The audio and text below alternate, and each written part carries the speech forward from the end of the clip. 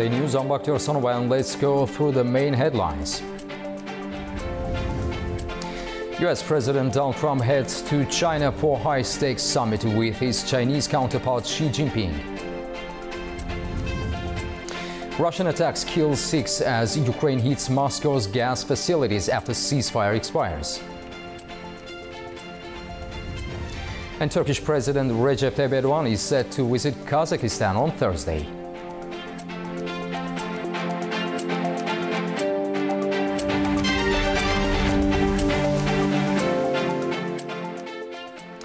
U.S. President Donald Trump is traveling to Beijing for his first visit to China since 2017. Trade disputes, rare earth exports and tensions over Taiwan are expected to dominate the talks with Chinese President Xi Jinping. Here is more.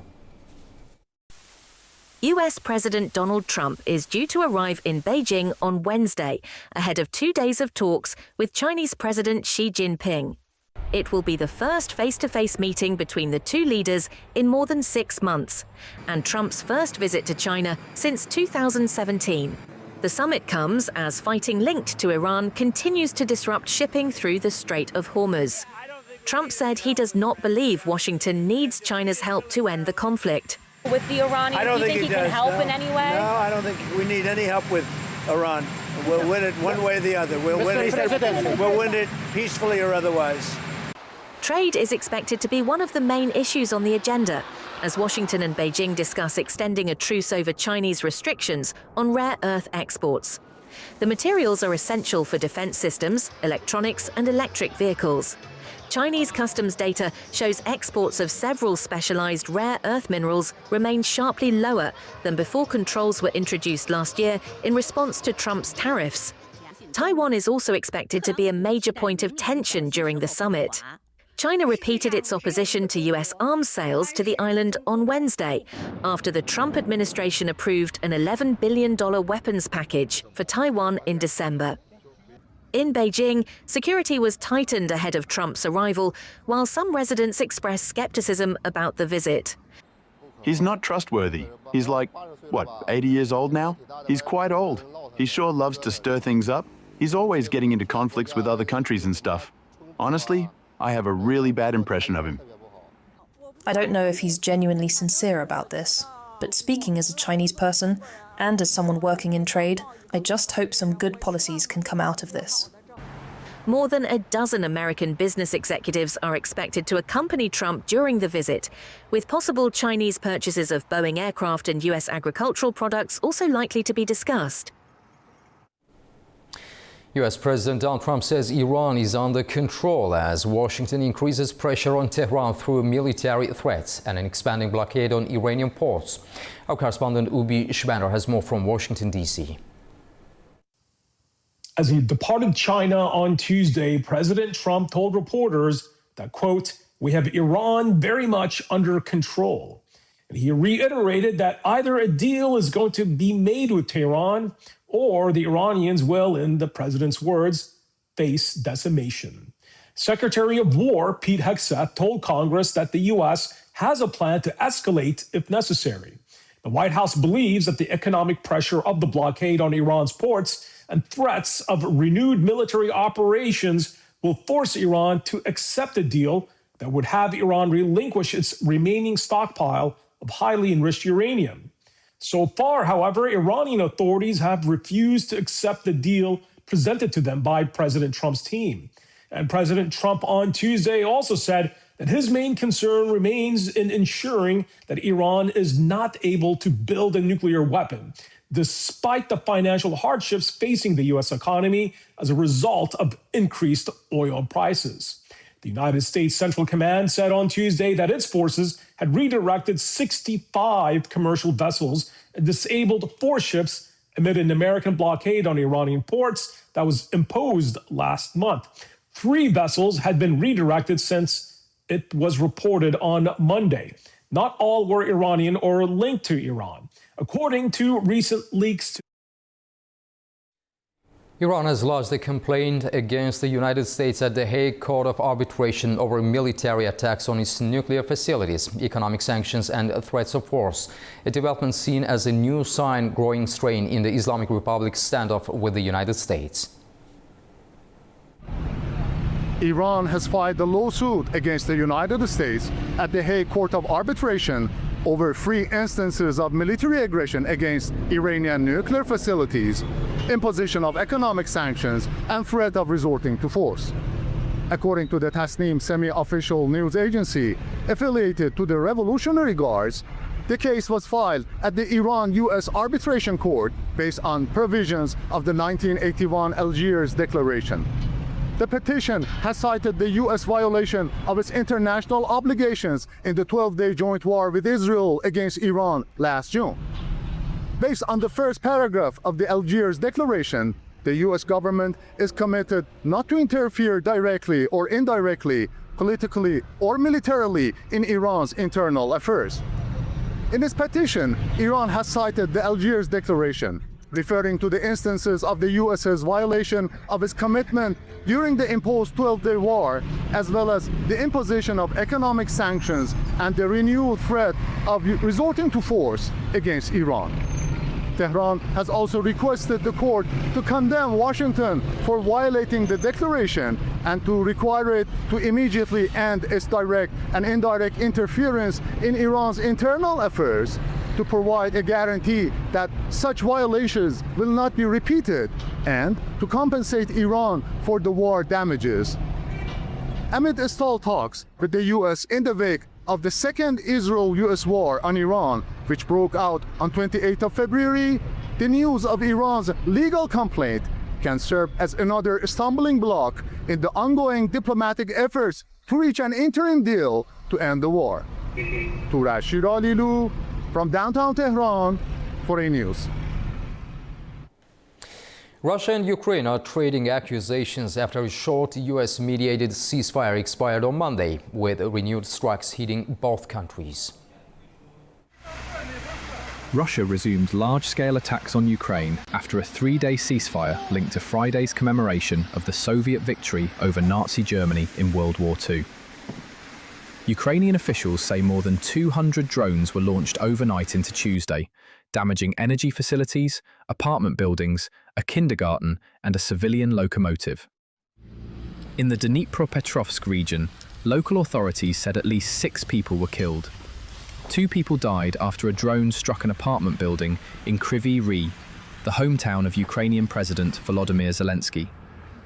4 others were killed in an aerial bomb attack northeast of the city.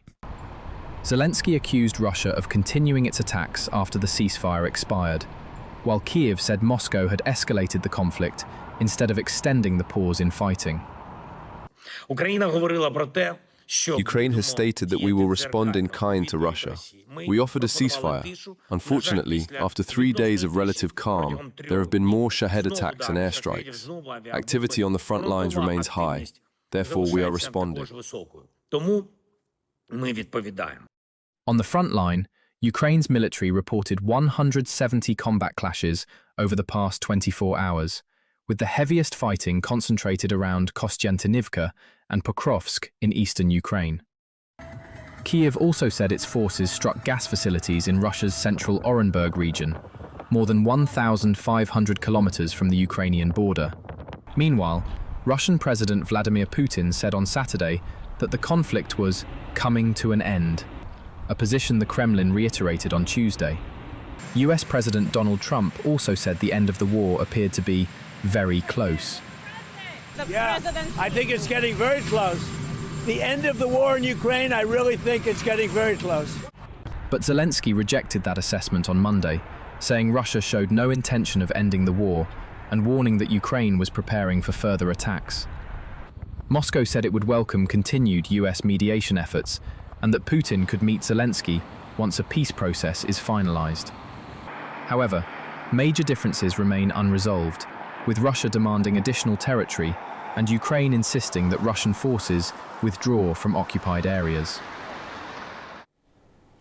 The World Health Organization says more hantavirus cases linked to the cruise ship MV Hondius could still emerge in the coming weeks, despite no current signs of wider community spread. Health authorities across Europe continue monitoring evacuated passengers as quarantine and medical checks remain in place.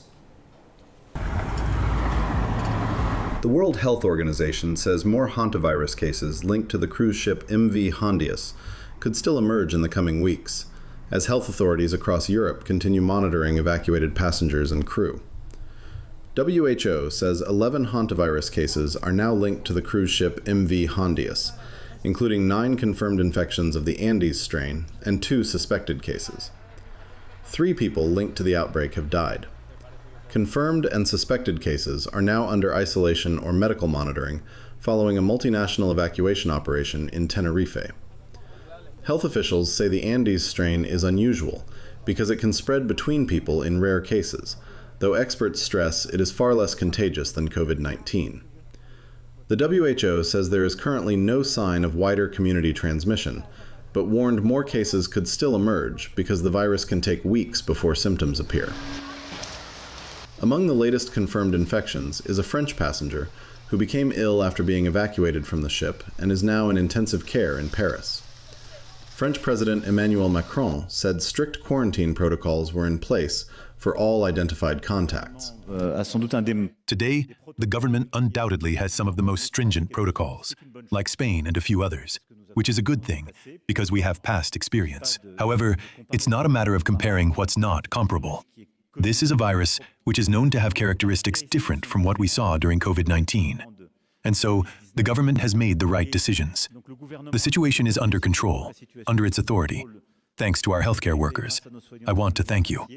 Now, it's important that there be real European coordination, meaning that the protocols move towards the most demanding standards that have been defined in the very short term, and that the World Health Organization can coordinate all of this, as it should. Doctors treating the patient say she is suffering from a severe cardiopulmonary form of the disease and is being treated with an artificial lung. The patient currently has the most severe form of cardiopulmonary presentation and is receiving what is at the final stage of supportive care. Extracorporeal circulation for artificial oxygenation. She has a heart-lung machine, a blood diversion, which we hope will allow her to get through this critical period while her lung, damaged by the virus, and the vascular wall recover. Spanish authorities have also confirmed another positive hantavirus case among passengers quarantined in Madrid. Leaders from NATO's eastern flank are meeting in Bucharest for the B9 summit, with Ukraine, the United States and Nordic allies also taking part.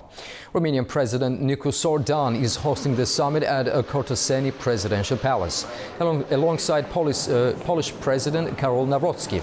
The talks focus on eastern flank security, higher defense spending, support for Ukraine and preparations for the NATO summit in Ankara in July. NATO Secretary General Mark Rutte and senior U.S. officials are among the participants. Leaders are expected to adopt a joint declaration at the end of the meeting.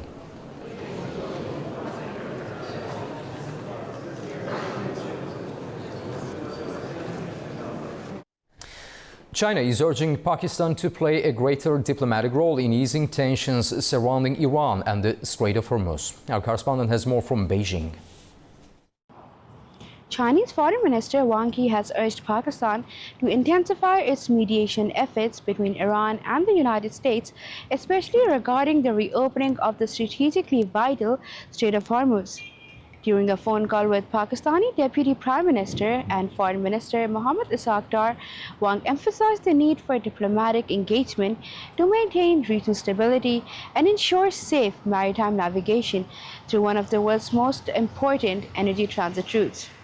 China reaffirmed its support for Pakistan's growing role as a mediator in the ongoing US-Iran negotiations, as Islamabad continues efforts to facilitate another round of talks aimed at preventing further escalation in the Middle East.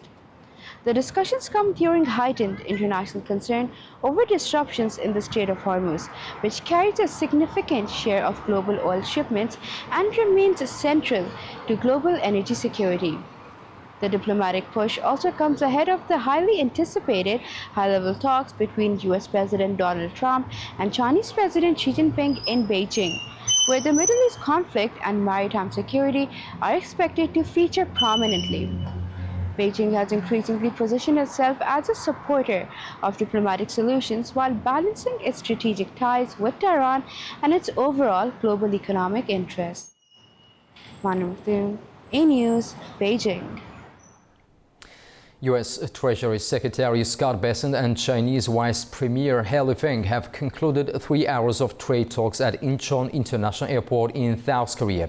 State media in China described the meeting as candid and constructive, with both sides seeking to resolve thorny economic issues before Presidents Donald Trump and Xi Jinping meet on Thursday.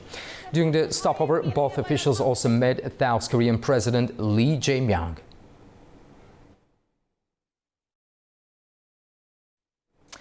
Samsung Electronics and its largest labor union have failed to reach a deal on pay and bonuses, raising the prospect of a major strike later this month. Negotiations between Samsung Electronics and its workforce have reached a deadlock, raising concerns about potential disruption to South Korea's economy. After marathon government-mediated talks ended without a deal on Wednesday, more than 50,000 workers are preparing to walk off the job from May 21st.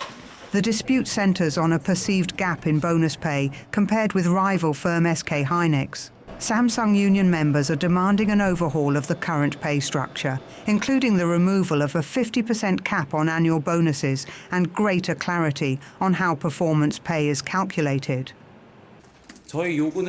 Our demands have not changed at all. We demanded the scrapping of a cap on bonus pay, as well as transparency and institutionalization of the system. Because these demands were not accepted, the union declared a final breakdown in negotiations. Samsung management expressed regret over the breakdown, stating they would continue to seek sincere dialogue to avoid a worst-case scenario. No mediation proposal has been formally presented. The last explanation we received from the National Labor Relations Commission regarding this procedure was that the mediation process had ended without the presentation of a mediation proposal. The stakes extend far beyond the factory floor. Prime Minister Kim Min-seok has instructed ministers to closely monitor the situation, citing the gravity of the impact on the national economy. With Samsung recently reaching a market value of over $1 trillion amid an AI boom, there is growing speculation that the government may invoke an emergency arbitration order. Now we'll take a short break. Right after the break, we'll discuss the Trump-Xi Jinping Beijing summit and the future of U.S.-China relations amid rising global tensions. Stay tuned.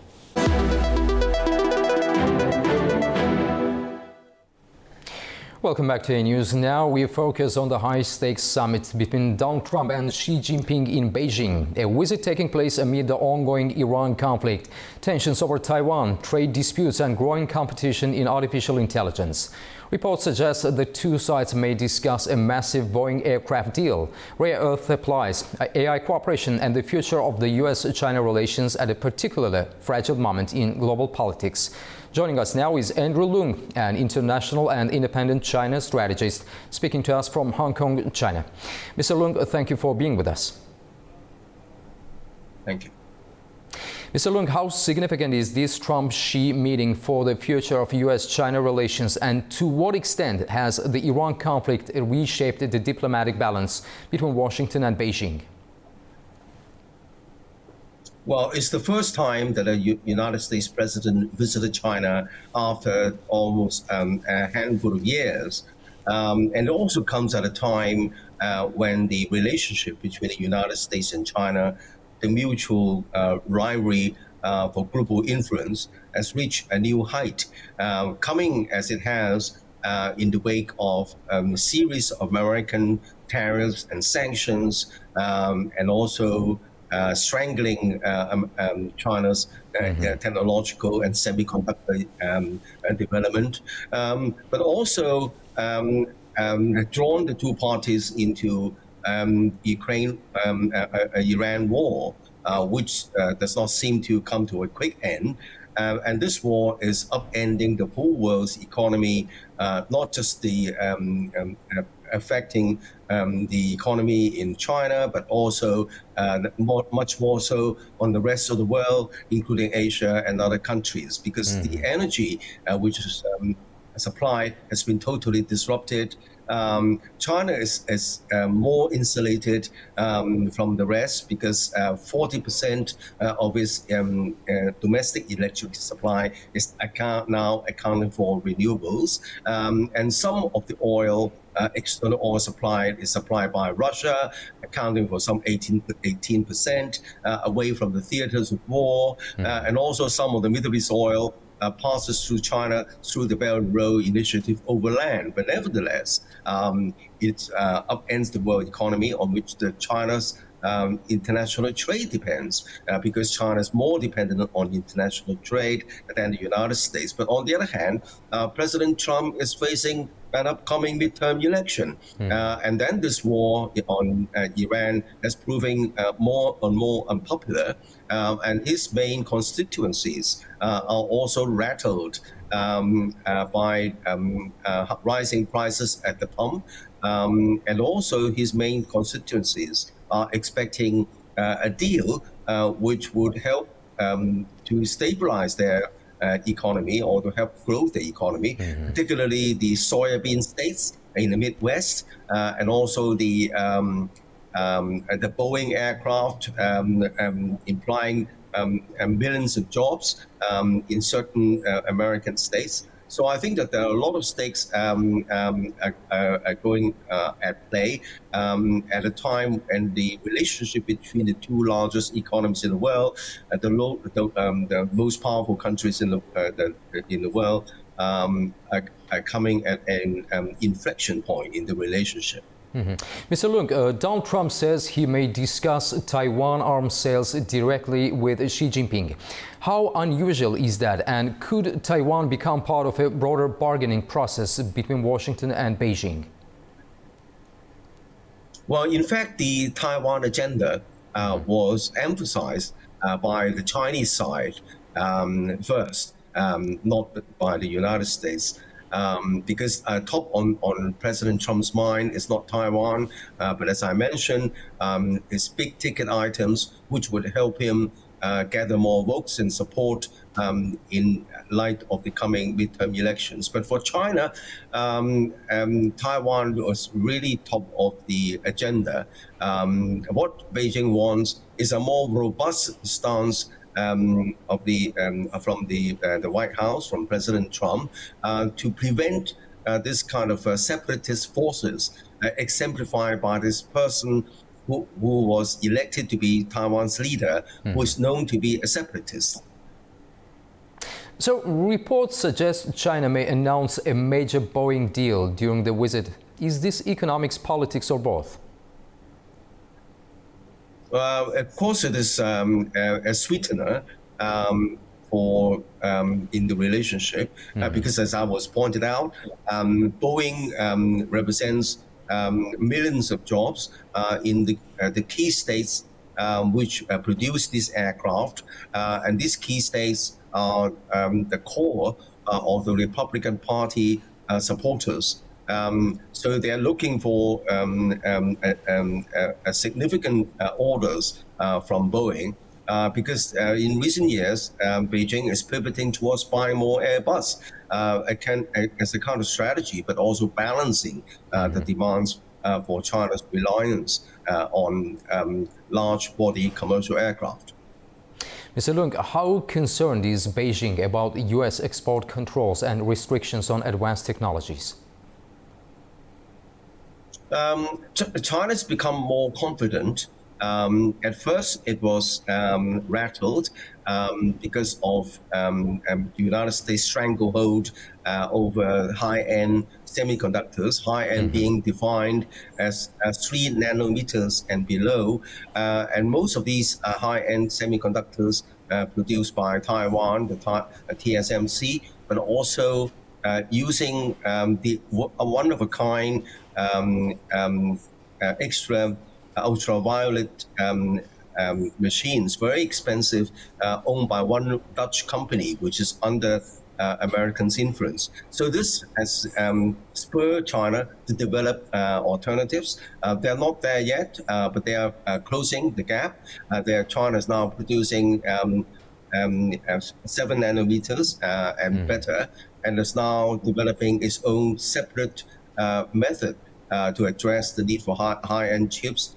In the light of the advance of AI, for example, the whole AI chips may use different technologies and also quantum chips, a quantum computer. So I think that China is now putting all the national efforts as a result of this stranglehold and is developing more and more, putting more and more emphasis on self-reliance in advancing the technologies which would define the 21st century.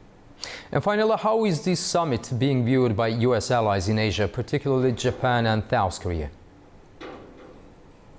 Well, Japan's allies have been rattled by Trump, what has been doing to his closest allies, including Canada. For example, on day one in Trump 2.0, Trump wanted to make Canada the 51st state of the United States and wanted Greenland, which belonged to Americans' closest ally, NATO, Denmark. And of course, even in the Asia Pacific, President Trump is imposing huge tariffs on these countries, regardless of whether they are allies or not. So I think that the American so-called ally system has broken, to say the least. And then these allies are not going to embrace China entirely, but they are all recalibrating the relationship. For example, Canada and the European countries and even South Korea are trying to recalibrate the relationship on China. As I said, not to embrace China, but to as a guardrail and as a kind of fallback position, balancing. That includes Japan to a certain extent as well.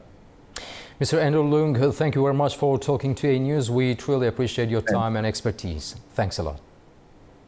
Thank you. Bye. Thank you. After the break, we'll take a look at the key stories shaping the region.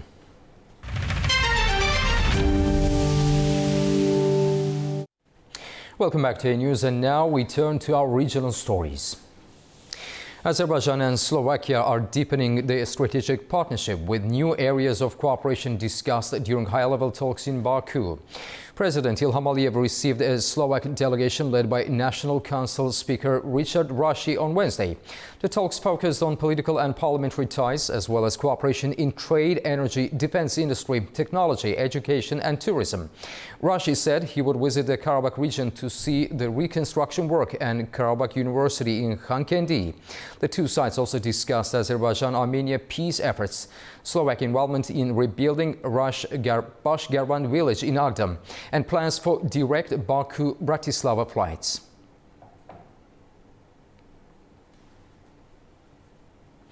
Traveling along the historic East-West Silk Road route, an international rally crossing 19 countries has completed its Azerbaijan leg. Organizers say the journey aims to build cultural bridges between Eastern and Western civilizations, while giving participants a chance to explore new regions and traditions. Stretching from Europe towards Central Asia, the Silk Road Rally completed its Azerbaijan leg after travelling through multiple countries along the historic East-West route. Organised by the East-West Silk Road Rally Association, the journey brought together participants from Germany, Austria, Italy, Turkey and the United Kingdom. According to organisers, the rally aims to strengthen cultural exchange and encourage closer connections between people from different regions. Participants crossed 19 countries throughout the route, facing difficult weather conditions, long-distance driving and border procedures along the way. There are two civilizations, Eastern civilization and Western civilization. These two civilizations have never truly been at peace with one another throughout history. In reality, neither is inferior or superior to the other. Each has its own strengths and shortcomings. Our goal is to build a bridge between these two civilizations. Discovering the unknown is a beautiful thing. The rally initially started with 28 participants and 17 vehicles departing from Germany. Due to harsh weather conditions and technical problems encountered during the journey, several teams were unable to continue the route. However, organisers said the experience itself remained more important than the number of vehicles reaching the destination. Last time it was kind of different in Baku, and now all the buildings were rising as well. And it's always beautiful to be here. It's a very beautiful city, a very crowded city, and also all the areas around are very, very nice and good to explore. So, for example, in the morning we went to a German village, and it was kind of impressive because all the buildings were kind of German architecture. So I feel like home every time when I'm coming here. Participants said the rally gave them an opportunity to experience different cultures and described the hospitality they received in Azerbaijan as memorable. Silk Road Rally, this is my 4th year, and I've been 4 times with the Silk Road Rally group. Because of the war in Iran, we came through Azerbaijan. It's a very much nicer route, of course, you know, like a very wealthy nation, and everywhere is glowing with wealth, and it's incredible for me to see Azerbaijan, and very friendly, of course. They made us very welcoming here. After Azerbaijan, participants plan to continue toward Turkmenistan and potentially further toward Nepal or Tajikistan, depending on visa procedures for the next stages of the route. Parliamentary elections in Armenia are scheduled for June 7th, and official campaign period already kicked off on May 8th. According to the Central Election Commission, a total of 19 political forces will compete for seats in the country's parliament.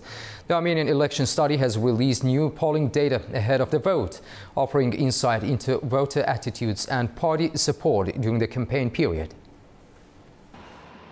As Armenia approaches the 7th of June parliamentary election, the Armenian Election Study has released new survey data showing continuity in voter attitudes on key issues, including security, the economy, and the country's overall direction. The survey concluded on May 2nd, 2026, with a sample size of 925 respondents. The first survey asked respondents whether the country is headed in the right or wrong direction, a key measure in voter behaviour polling that captures overall public sentiment. 44% of respondents said Armenia is headed in the right direction, while 30.9% said it is not, and 24.7% did not take a position. According to the Armenian Election Study, this reflects a net 5.4% improvement in public perceptions of the country's trajectory.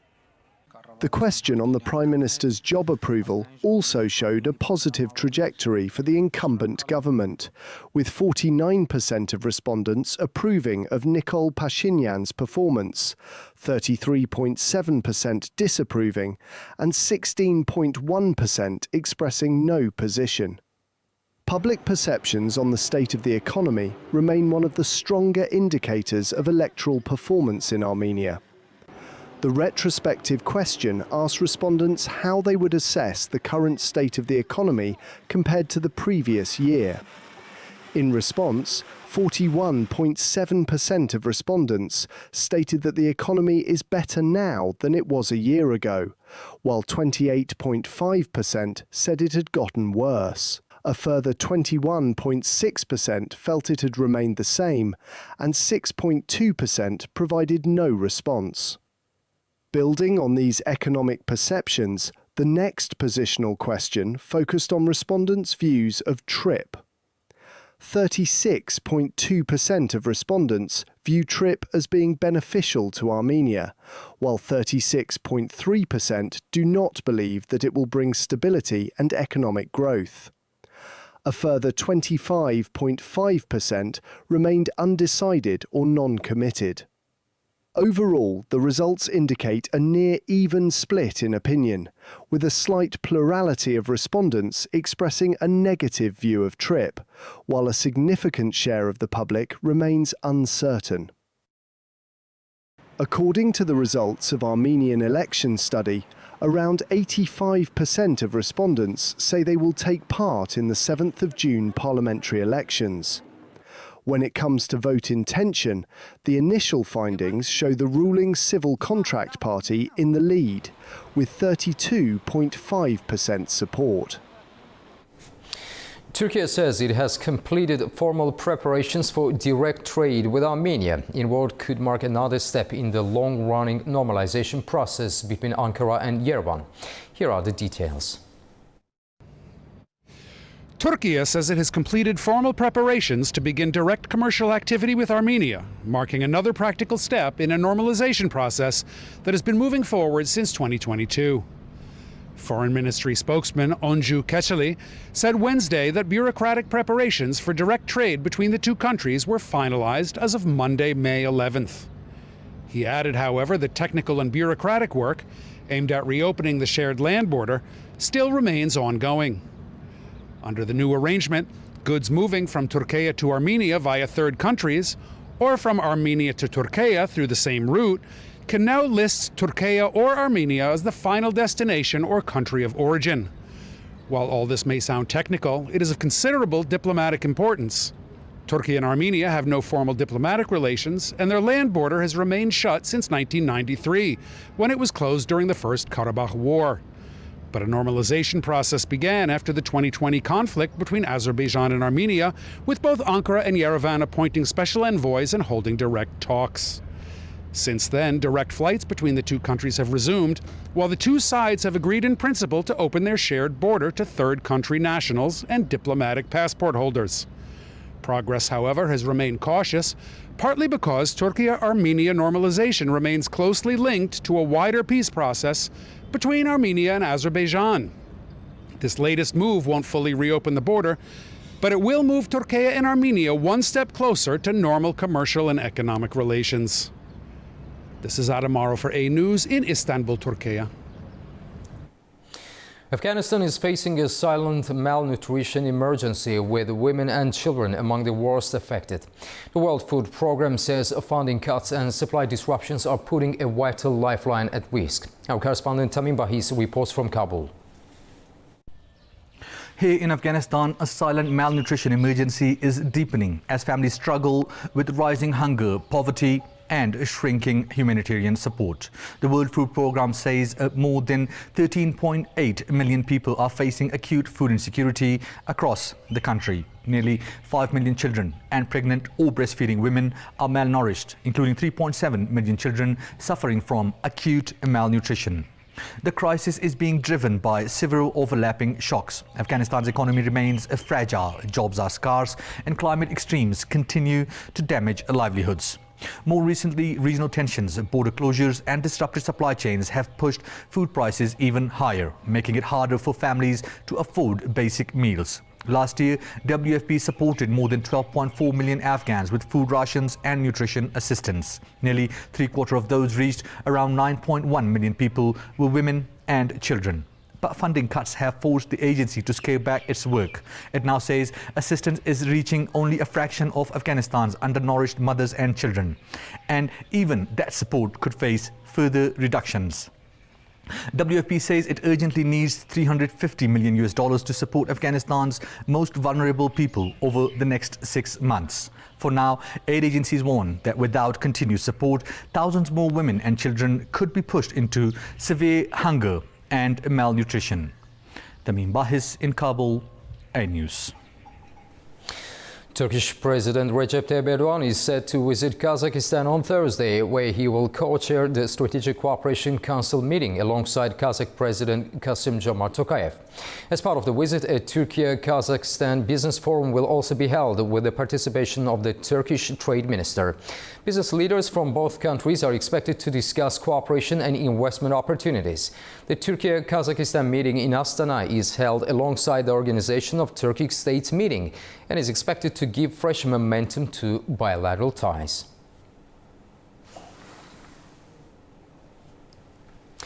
France's National Assembly has passed a resolution condemning Georgia's ruling party for democratic backsliding, calling for sanctions against oligarch Bidzina Ivanishvili and the release of political prisoners. It's not the first time Paris has turned its attention to South Caucasus. Our Nini Nikolashvili has more. France's National Assembly has voted 68 to 28 in favor of a resolution expressing concern over developments in Georgia, including democratic backsliding and political polarization. The resolution calls for possible sanctions against businessman Bidzina Ivanishvili, urges the release of detained opposition figures, and asks French authorities to review the Legion of Honor previously awarded to Ivanishvili. While the resolution is non-binding, it reflects growing European concern about Georgia's political trajectory at a time of wider geopolitical change in the South Caucasus. Since 2022, the region has undergone significant shifts. Russia's influence has weakened amid the war in Ukraine, while regional states have sought to diversify their foreign policy partnerships. The United States has also taken on a more active diplomatic role, including brokering the 2025 peace agreement between Armenia and Azerbaijan in Washington. Against that backdrop, Georgia remains strategically important for both Europe and the wider region, particularly as part of the middle corridor linking Europe with Central Asia. European officials continue to stress the importance of democratic reforms and institutional stability, while Tbilisi maintains that it is pursuing policies aimed at protecting national sovereignty and stability. Georgian officials criticized the French resolution, describing it as politically motivated and not reflective of the views of the Georgian public. The debate highlights the continuing differences between Tbilisi and some Western partners over governance, democratic standards, and Georgia's future direction. Nini Nikolashvili, Tbilisi, A News. Now we'll take a short break. Right after the break, we'll discuss Armenia's upcoming parliamentary elections, geopolitical tensions, and growing defense ties with France. Stay tuned.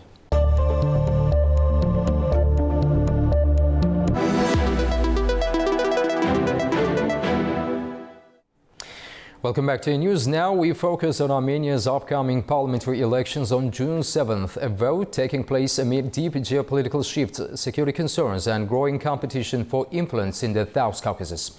New survey data from the Armenian election study suggests Prime Minister Nikol Pashinyan and the ruling Civil Contract Party remain ahead, with voters divided over the country's economic direction, security partnerships, and the TRIP regional connectivity initiative.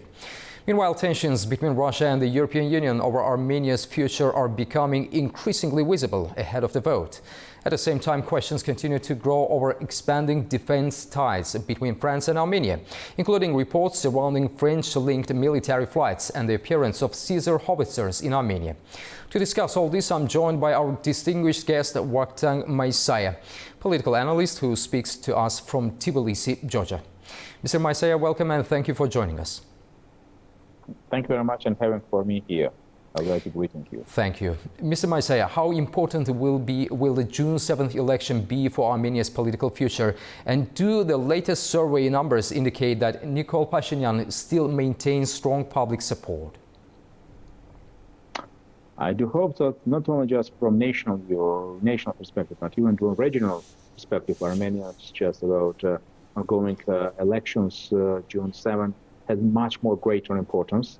Even I would dare to mention about at even international level too. And it's also just indicated that European Leaders Summit was held in Yerevan just about a few times ago. And of course, we also just Nikol Pashinyan also accepted all greatest just about respect and of course, I would say full support from the international community, even just including from Georgian just about government, where the Georgian Prime Minister also just attended this summit. And of course, was more decisive about just visit by President of Ukraine, Vladimir Zelensky's visit to Armenia. And also it's just about great support to Nikol Pashinyan reforms and Armenia at large. So I do hope that just these elections will be not so easy to be run because, you know, just about northern just neighbor expressed some concerns. They also preparing all just about actual defeat Nikol Pashinyan civilian contract just about its ruling party. And they also just even create about 3 pro-Russian just about political coalitions. And by doing so, about to just competing and to engaging in competition with 3 just about different coalitions. Just in Moscow just wants to get defeated Nikol Pashinyan with entering all 3 coalitions just about just members to the parliament, to the National Assembly of Armenia, and also collecting and summarizing their just about votes to overcome Nikol Pashinyan just about votes in that elections. It was just about probable scenario. Maybe I'm just a wrongdoer, I do hope. But I think that mostly about Vladimir Putin's just about some, how to say, menace, which also he just defied against Armenia. And Armenia's leader mentioned that, of course, entering Armenia into the European Union structures, it's also like a red line for Moscow. It's also indicated that just engagements and involvement of just about third party will be very decisive and very strong. Mr. Maisey, is Armenia genuinely moving away from Moscow, or is Yerevan trying to balance between Russia and the West? I guess that officially just Armenia is trying to make a balance, of power with Russia and with the West. However, just about last step, which was forwarded by Armenian ruling party and its leader, about just left these key Eurasian just about structures. I mean about collective security organizations and Eurasian Economic Union just about membership. The suspension of this membership also indicated that more priority is given to the Western directions.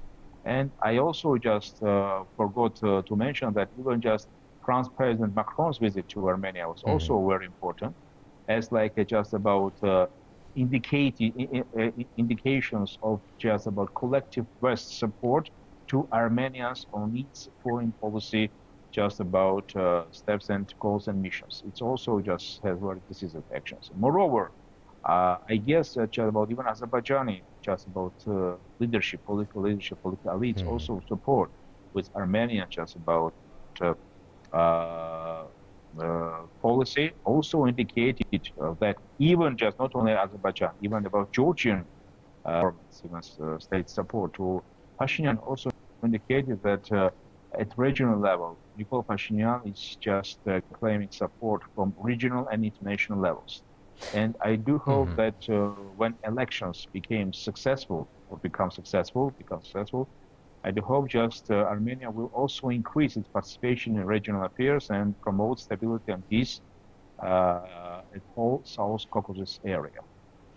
Mr. Maisey, what message is France sending through its growing military cooperation with Armenia? And do reports about French military-linked flights and Caesar howitzers risk increasing regional tensions?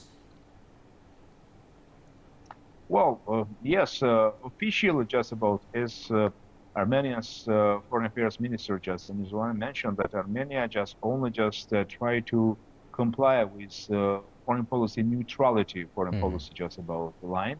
And I guess it's quite sparks some suspicions why just about Armenia needs such kind of armament. I mean, howitzers and other just type of which also could be considered like a strike armament, just about capabilities, not about defensive. It's also just sparks some just about questions. But anyway, just I do hope it's like a generally, it also just promotes defense reform in ages of the Armenia's armed forces further development. And I do hope that even just about such steps wouldn't just about face any problems in fostering that Armenia could just about exploit its aggressive policy at neighboring just about state. It was done previous period of time with the previous governments. And I do hope that Armenia will also contribute just a peace and stability against, despite of having such kind about just strike armaments in their hands. But I do hope it has like a just more defense reform, just about connotations, and Armenia also tries to copy out some defense reforms, even from Georgia, maybe from Azerbaijan and other just about states, in order just to more contribute to just about peaceful resolution of any just about misunderstandings or any just about conflict, possible just about issues with neighboring countries, not only with Azerbaijan and Georgia, but even with Turkey. And of course, in future, Armenia could also just could take part in dealing and tackling with international crisis management and participated in peacekeeping and peace enforcing operation in ages of international organizations. Mr. Vakhtang Maisaya, thank you very much for States, joining us and sharing your insights with A News. Thanks. Thank you very much. That's the news for this hour. Stay tuned to A News for all the latest updates.